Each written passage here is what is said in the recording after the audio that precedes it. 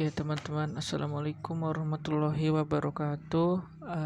Perkenalkan, nama saya Muhammad Ihsan dari PJ Akademik Asrama ITB. Nah, kebetulan di sini kita dapat tugas nih buat kita sama-sama belajar tentang yang namanya gas ideal, teman-teman. Sebagai salah satu materi dari mata kuliah kimia dasar. Nah, kita masuk pertama ke definisi dulu yang pasti ya. Nah, jadi untuk definisi sendiri, gas ideal itu merupakan suatu hipotesis sebenarnya. Hipotesis yang perilaku volume, tekanan, dan suhunya dapat dijelaskan melalui persamaan.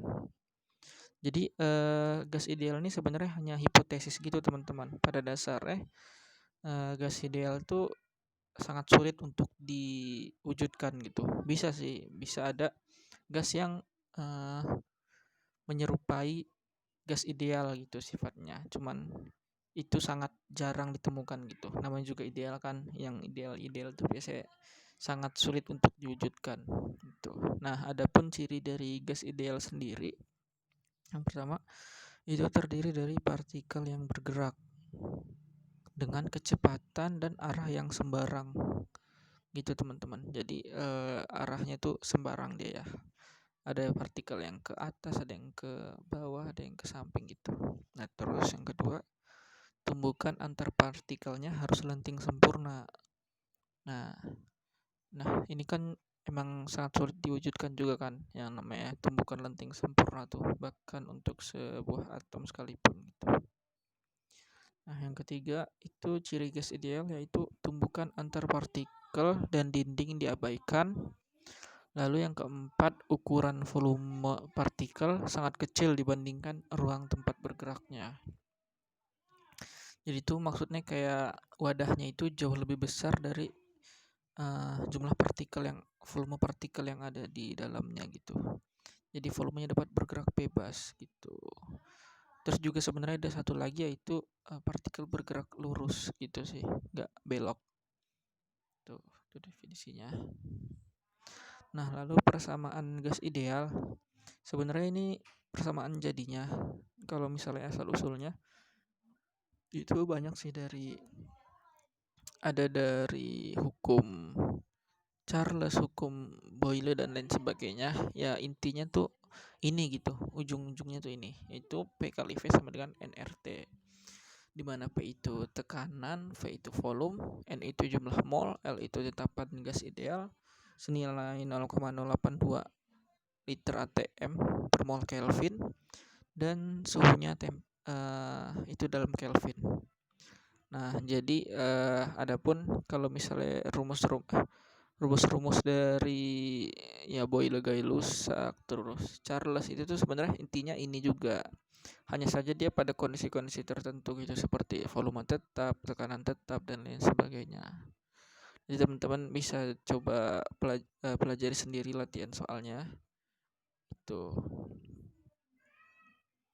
Jadi kalau misalnya dia pada tekanan tetap gitu misalnya, berarti kan tinggal V1 per T1 sama dengan V2 per T2 gitu, dan lain sebagainya. Nah, kemudian ini ada tekanan parsial. Jadi maksudnya itu apa ya? Ibaratnya dalam suatu wadah gitu, ada berbagai macam gas di situ. Ada gas oksigen, ada gas nitrogen, ada gas hidrogen gitu kan.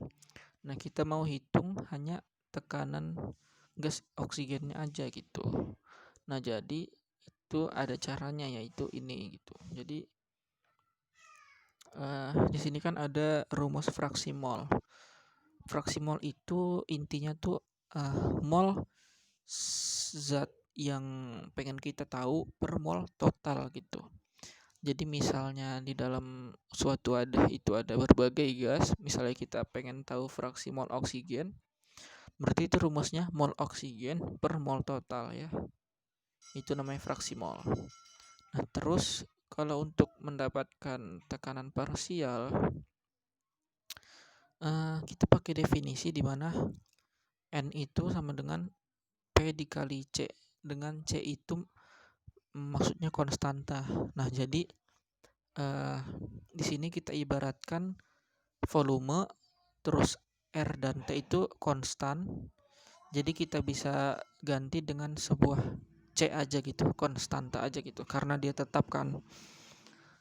Nah, jadi kalau kita masukkan ke rumus N itu kan P dikali C kan. Nah, kita masukin XA sama dengan PA kali C per PA kali C tambah PP kali C tambah PC kali C gitu. Nah, dengan PA-nya ini maksudnya tekanan salah satu zat gitu. Misalnya yang tadi kita asumsikan misalnya oksigen gitu. Jadi tekanan oksigen dikali C per tekanan total. Nah, dapatlah rumus fraksi mol itu sama dengan tekanan zat per tekanan total. Gitu, teman-teman. Jadi rumus fraksi mol jadinya ada dua. Ini jadi rumus tekanan parsial itu PA itu sama dengan fraksi mol dikali P total. Gitu, teman-teman. Rumus fraksi tekanan parsial. Fraksi mol dikali tekanan totalnya. Begitu. Nah, lalu ini ada laju efusi. Laju efusi itu definisinya yaitu kemampuan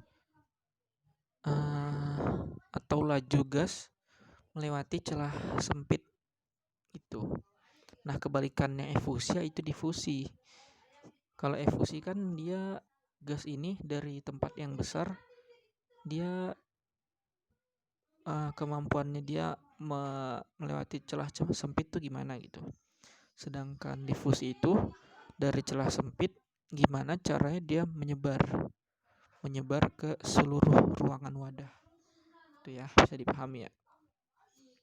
Nah, jadi rumusnya RA per RB sama dengan akar DB per DA sama dengan akar MR. Oh, ini salah, teman-teman. Ini seharusnya akar MRB per MRA ya. Maaf banget. Jadi RA per RB itu sama dengan akar MRB per MRA ya. Ini salah. Terbalik ya, teman-teman. Gitu. Dengan R itu laju efusi, D itu laju difusi, dan MR itu massa atom relatif. Nah, jadi biasanya kalau di soal tuh ditanyanya nggak perlu ngitung gitu, cuman teori aja gitu. Kayak misalnya di dalam suatu wadah itu ada oksigen, ada gas amoniak, ada gas ada uap air gitu misalnya. Terus ditanya mana yang lebih dulu masuk ke celah sempit gitu. Gitu sih biasanya pertanyaannya teori gitu. Nah, jawabannya tinggal teman-teman bandingkan aja MR-nya gitu.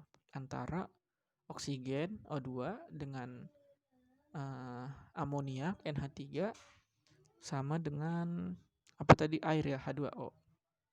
Nah, tinggal dicek aja mana yang MR-nya